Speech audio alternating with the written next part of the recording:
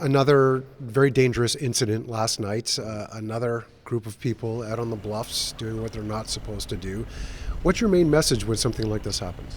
I think first and foremost is people need to understand the extraordinary risk they are taking, both to themselves and potentially putting the first responders at risk as well. But people don't appreciate how fast the conditions can change and how much danger that they are putting themselves in by either climbing up or trying to descend the bluffs. And the consequences of something going wrong for them can literally mean critical injury or death. How surprised are you that this happens as frequently as it does?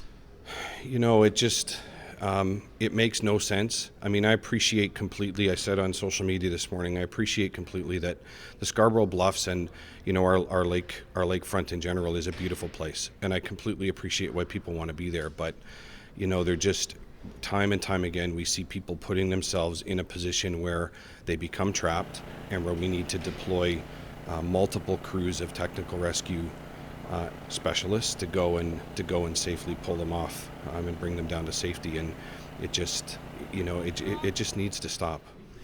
Tell me a little more about having to deploy all those technical crews and the use of those resources. That has to strain. It does. I mean, we're fortunate in Toronto. One of the service levels that we provide as a core service, meaning it's available 24/7, is technical rescue that includes rope and confined space. So we have the resources here. There's no additional cost per se for us to go and do that. It's a service that we're providing across the city all the time. But when you look at the incident last night, in order for us to execute that rescue safely takes a significant number of people. There were about 25 firefighters on that scene. So the impact is absolutely felt in our deployment levels across the city. That's 8 trucks that are committed to that scene that aren't available to go somewhere else, in addition to our colleagues from paramedics and police that also have resources there that are critical to our safe rescue. So there's an impact. From your perspective, is there more that can be done by the city, by the Conservation Authority, by anyone else to try and prevent this from happening again?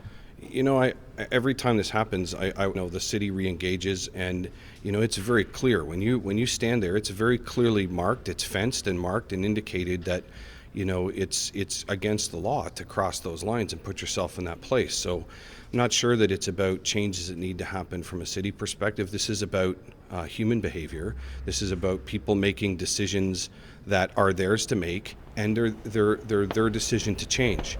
And, that's my request. It's my ask, is to remind people you're putting yourself at serious risk, and I'd like you to stop.